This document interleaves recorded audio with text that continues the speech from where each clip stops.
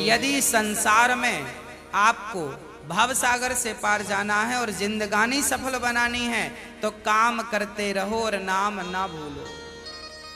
कैसे नाम जपें काम के समय मैं करके बताता हूं। कैसे करना चाहिए? सबसे पहले जब हम सोकर उठें तो हमें क्या करना चाहिए? हम पहले तो ये निश्चित करें कि हमें उठना कब है। हमें कब उठना चाहिए? सूर्योदय के पहले। सूर्य उदय के पहले जो लोग उठ जाते हैं, जिस घर के लोग उठते हैं, कहते हैं सूर्य उदय के पहले आपके घर में झाड़ू लग जाए, आपका मेन गेट खुल जाए, खिड़कियां खुल जाएं और सूर्य का पहला प्रकाश यदि आपके घर पे आया तब तो आपके घर में सुख शांति और समृद्धि की कभी कमी हो नहीं सकती। जीवन में दुख वो लोग पाते हैं जिनके 7 बज गए, सूर्य भगवान आ गए, अभी तक दरवाजा नहीं खुले, खिड़कियां नहीं खुली, सो रहे हैं, राक्षस राज अभी सो रहे हैं। 7 बज गए, सूर्य भगवान सिर पे चढ़ रहे हैं, अभी तक आप सो रहे हैं। क्या ये हमारी सभ्यता, हमारा संस्कार है? ना, हमारे संस्कार हैं जब हम छोटे थे ना, ये दास अपनी बात कर रहा है, जब हम 10 वर्ष के थे तब हम मंदिर में पूजा करते थे। हम मंदिर में, हमारे पिताजी मंदिर में पुजारी थे, एक मंदिर की पूजा करते थे। तो हम जब 10 साल के थे तब हम 4 बजे स्नान करके 5 बजे पूजा खत्म करके और 5 से 6 बजे तक में सुंदर कांड का रोज पाठ करते थे, हनुमान चालीसा का रोज पाठ करते थे, रोज पाठ करते थे। 6 बजे, सवेरे 6 बजे मंदिर की पूजा और पाठ करके बाहर आ जाते थे अपने काम के लिए, और 6 बजे बाहर आकर गाय के लिए घास लेने के लिए खेत चले जाते थे। चारा काट करके गाय को खिलाते थे, फिर नाश्ता करते थे, फिर रोटियां, नाश्ते में रोटी और अचार खाते थे। हाँ, कभी गुड़ भी खा लेते थे रोटी के संग। ये दिनचर्या थी। पहला काम हमारा भगवान को धन्यवाद देना होना चाहिए, गौ सेवा होनी चाहिए। ये हमारे संस्कार, हमारा रक्त, हमारे रक्त में है ये।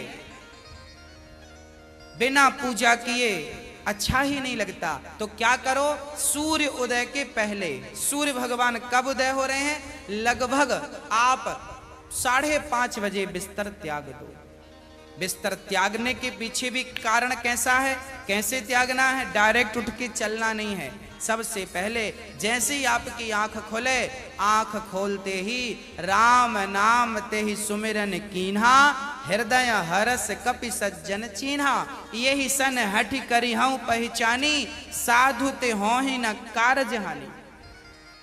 हनुमान जी जब लंका में गए और विभीषण की कुटिया पर गए तो विभीषण सवेरे 4 बजे जागे और जागते ही उन्होंने क्या बोला? राम। अर्थात आप जब जागें तो जागते ही राधे कृष्ण, सीताराम, श्रीमन नारायण, भगवान का नाम हरे कृष्ण कृष्ण कृष्ण हरे जपें। भगवान का नाम लेते हुए बिस्तर से उठें, उठकर बैठ जाएं। बिस्तर पर सीधे पड़े थे, उठ के बैठ गए। बैठकर क्या करना है? भगवान का नाम, हे प्रभु आज का दिन आपने दिया उसका धन्यवाद। फिर दोनों हाथ का ऐसे मंथन करना चाहिए और जब हाथ गर्म हो जाए तो फिर हमें हथेली को ऐसे खोलना चाहिए। खोलने के बाद हमें एक मंत्र पढ़ना चाहिए। मंत्र याद ना हो तो आप ऐसा करो, कराग्रे वसते लक्ष्मी, कर मध्य सरस्वती, कर मूले तु गोविंदा, प्रभाते कर दर्शनम। कराग्रे वसते लक्ष्मी, कर के अग्रभाग में लक्ष्मी का वास होता है। यहाँ कराग्रे वसते लक्ष्मी, कर मध्य सरस्वती, यहाँ सरस्वती का वास होता है और पूरे हाथ में भगवान कृष्ण का, नारायण का वास होता है। कर मूले तो गोविंद।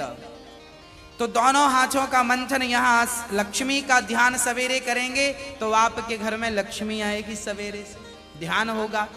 सरस्वती का चिंतन करेंगे तो आपकी वाणी से दिन भर कोई गलत शब्द नहीं निकलेगा, गलत वाक्य नहीं निकलेगा, गलत विचार नहीं निकलेंगे, आपकी वाणी से कोई दुखी नहीं होगा। और गोविंद का ध्यान करेंगे, मेरे नारायण मेरे कृष्ण का ध्यान करेंगे तो आपको सब कुछ मिलेगा। तो पहले दोनों हाथों का मंथन करके दर्शन करें, फिर दोनों हाथों का मंथन करके जब हाथ गर्म हो जाएं तो अपने चेहरे पर लगाएं, अपने नेत्रों पे वो हाथ लगाएं। और उसके बाद सबसे पहले उठकर आप अपने बच्चों को ये चीजें समझाएं।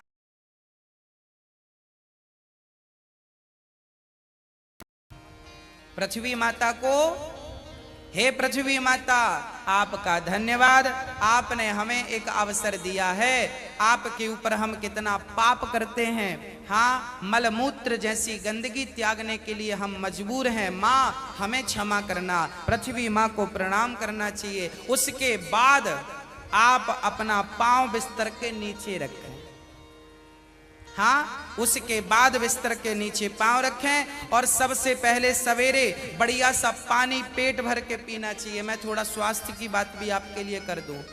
बच्चों को तो जानकर रात के तांबे का बर्तन जानते हैं, कॉपर, तांबे के लोटे में धुलकर पानी भर दो, उसे ढक दो और वही तांबे के बर्तन में जो रात भर से पानी पड़ा था उस पानी को सवेरे बच्चों को पिलाओ। वो तांबे के पात्र का जब पानी बच्चे पिएंगे तो वो बच्चों की बुद्धि प्रखर होगी, बच्चे प्रखर बुद्धि वाले होंगे। यदि आपके घर में चांदी का सिक्का है तो आप लोटे पर चांदी का सिक्का भी डाल सकते हैं, नहीं है तो कोई बात नहीं। चांदी का सिक्का जब लोटे पे डालेंगे और उसमें पानी भरेंगे, पानी का स्पर्श चांदी और तांबे से जब होता है तो पानी शुद्ध हो जाता है, पानी के दोष समाप्त हो जाते हैं और पानी की शक्ति बढ़ जाती है।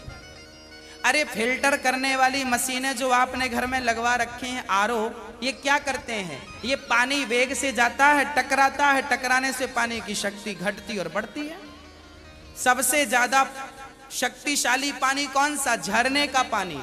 गंगा का पानी शक्तिशाली क्यों है? क्योंकि वो हजारों किलोमीटर की यात्रा करता है, पानी पत्थर से टकराता है, उसकी शक्ति बढ़ जाती है। तो चांदी और कॉपर की जब पानी स्पर्श करता है तो उसकी शक्ति बढ़ जाती है। वो पानी आप अपने बच्चों को पिलाएं, आप पिएं। 1 लीटर पानी सुबह बच्चों को पिलाएं उठकर। और बच्चों को जब पानी पिलाएंगे, पेट में पानी जाएगा तो पेट की सारी गंदगी साफ होगी, आप अपनी क्रियाओं से निवृत्त हों। और उसके बाद आप स्वच्छ कपड़े पहने और सबसे पहले हिंदू परंपरा के अनुसार 1 लोटे में जल भरें, तांबे के लोटे में, और सबसे पहले बच्चों के हाथ से 1 लोटा जल सूर्य भगवान को चढ़वाएं। जिसकी बुद्धि बिल्कुल शून्य है, जिन बच्चों की बुद्धि कम है या शून्य है, ऐसे बच्चे यदि जल चढ़ाएं तो उनकी बुद्धि प्रखर हो जाती है सूर्य नारायण की कृपा से। आप सभी बच्चों को, हम सब हिंदुओं को, चाहे वो स्त्री हो या पुरुष हो, बालक हो या बालिका हो, सबको सूर्य भगवान को जल चढ़ाना चाहिए। कैसे चढ़ाएं? ओम सूर्याय नमः, आदित्याय नमः, भौमाय नमः, खगाय नमः, भास्कराय नमः। सूर्य भगवान के 12 नाम आप ले लीजिए और जल चढ़ाइए, सूर्य भगवान को प्रणाम कीजिए, खड़े खड़े 7 बार घूम जाइए, प्रदक्षिणा कीजिए। सूर्य भगवान की 7 परिक्रमा होती हैं, 7 प्रदक्षिणा कीजिए सूर्य भगवान की। और उसके बाद यदि आप पति पत्नी में कोई खटापटी चल रही है, झगड़ा चल रहा है, तो आप भी जल चढ़ाएं सूर्य भगवान को, पर उसमें आप थोड़ा सा गुड़ डाल लें, गुड़, मीठा पानी।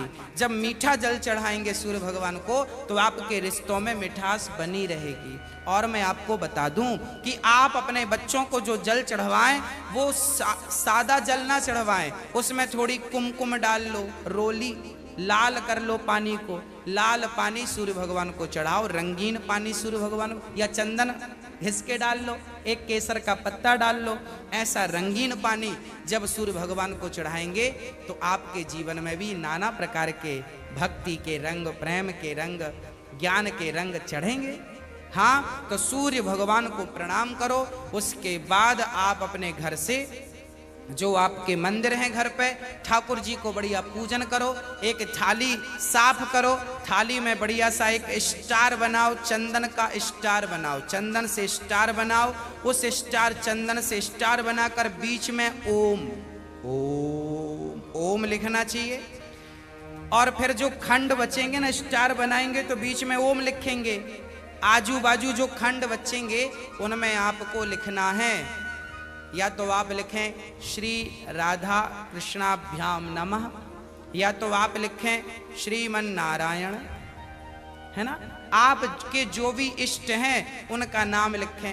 श्री राधा, एक खंड में लिखें श्री, फिर एक में रा, फिर धा, फिर राधा हो गया, फिर श्री कृष्णाभ्याम नमः ऐसा लिखें। श्री सीतारामाभ्याम नमः भी लिख सकते हैं। ऐसा लिख के फिर लड्डू गोपाल जी को उस पर बिठाओ। ठाकुर जी आपके घर पे होंगे ना, लड्डू गोपाल जी। आपने जब वो स्टार पर ये सब बना लिया तो वो यंत्र बन जाता है।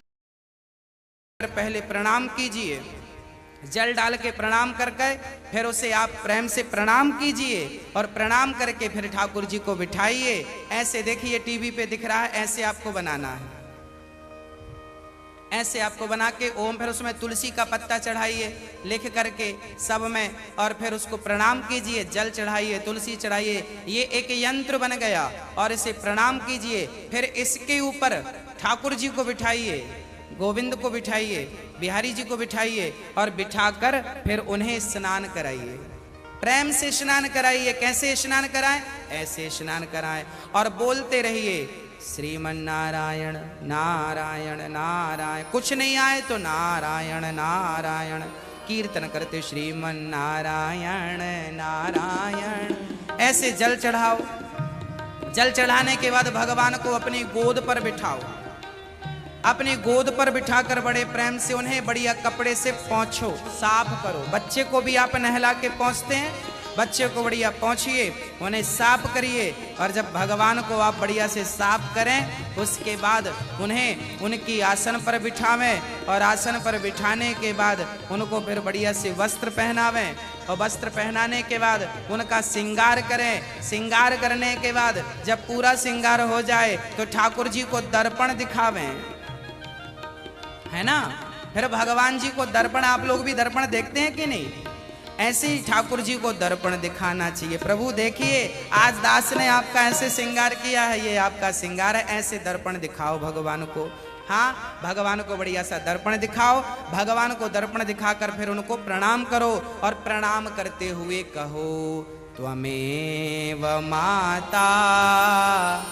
बोलो मेरे संग सभी लोग, बोलो त्वमेव माता च पिता त्वमेव, त्वमेव बन्धुश्च सखा त्वमेव, त्वमेव विद्या द्रविडं त्वमेव, त्वमेव सर्वं मम देव देव।